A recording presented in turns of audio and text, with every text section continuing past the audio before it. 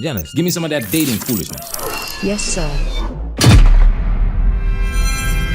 Yeah, it's paradise. You could have 2-3 different men in a day, if that's what you want. Is it that easy? It's that easy. It really is the case. Hundreds of older white women with young black men.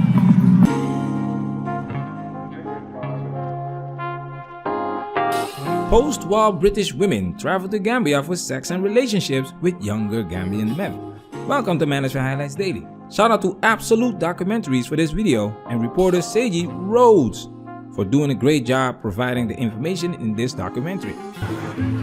Of course, not every Gambian man is looking for a European woman. But when you stop to think about the massive wealth gap between tourists and locals, it's not surprising that many are.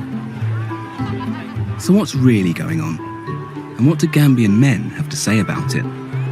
This documentary is pure gold because we talk about men that are taking their talents overseas to date foreign women and are ridiculed and insulted by Western women because of it. And when you watch this documentary, you see many similarities with the men going overseas. However, there is a key difference. Let's talk about it. We got a copyright claim for using some of the golden footage of this documentary in our video. The link to the documentary is in the description, and our original video will be on Patreon. So Patreon supporters, salute! Now it's time for us to get into this and do what we gotta do. Because we men, ain't we? We men, ain't we?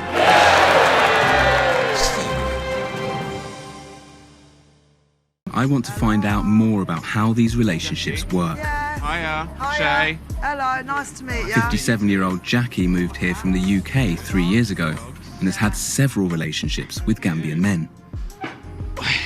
Thanks for having me round. That's all right. Thanks for coming. Thank you. So on my flight, there was loads and loads of women. Yeah. And when I got on the flight, I was like, the ratio of women to men on this flight tells me something. Well, they're coming here on their little sex holidays, aren't they? Do you reckon that's what they're all up to? Yeah. Yeah? They leave their husbands in the UK, come here and have fun with a black man, Yeah. and then go back to their husband in the UK, yeah. It looks like a pretty good time. You come out here. If you Lots just of- want a good time, Yeah.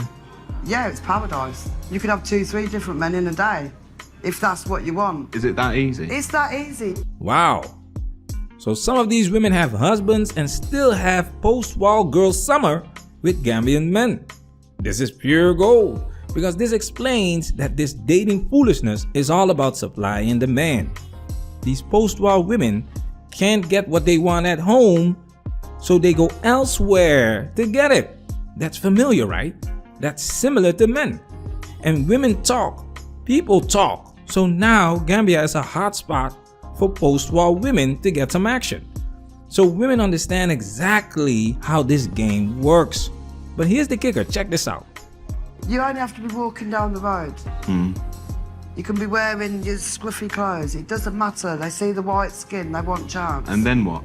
Does he ask for money straight off? Like, I'll come back home with you if you give me X? No, they're not that blatant. But it's not long after you've brought them home that they start saying, oh, well, my mum's a bit sick and she needs to go to the hospital and I haven't quite got the money, and or my children's school fees are due and I ain't quite got the, you know, they'll come up with some excuse.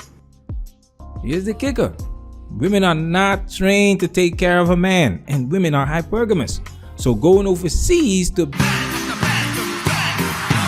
and look for relationships is reserved for women that hit the wall. And I'm not talking about the ones that hit the wall freshly either. These women in this documentary are in their late 50s, early 60s. They would never ever think about going overseas in their 30s and 40s when the DMs were still coming in. That's the key difference here. Men are invisible their entire lives, and it's not because they are terrible men. They are just not part of that top 10%. Once again, Michael B. Jordan, corny. He didn't have swag, but he was the nicest guy. So it's interesting to see how these nice guys are coveted when these ladies become invisible to the world. And it's not because these guys are nice, it's because these guys see them. These guys give them attention. That dopamine rush of feeling desired. You heard what she said. They see the white skin and they want a chance. Here's another kicker. Men cannot get pregnant. And post-war 50-plus-year-old women have 0% likelihood of getting pregnant. So these men asking them for money is not a surprise to them. Check this out. Every time. They class it as a job. They've just got to put up with her for a certain amount of time, let her think they're in love with her. She's going to go back to England, oh, I've found my soulmate, blah, blah, blah. Because they're good at talking. Yeah. They're good at talking. It's just the way they are. You ain't never going to change them. It's the mentality that they've got. So eventually you will figure out if it's genuine or not. Men and women. I've picked this woman from the documentary because she's keeping it real. She knows these men want her money. She knows the game because she played many times before. The other women want to remain in La La Land even though they are clearly used by these Gambian men. He also does interviews with a few Gambian men, and she is right. They are good at what they do. It's a way to survive in a country that is very poor. And I have to say that women use the same lines when they want your money. It's always family. So be careful out there, fellas. I took my talents overseas a long time ago, and it wasn't a cakewalk. I also ran into some low quality women. So protect yourself at all times, no matter where you are in this world. And if you'll humor me, I have a couple final comments of my own. It's highly insulting when people claim that we Filipinas are uneducated, don't speak well, are desperate, and just a slave to a Western man's money.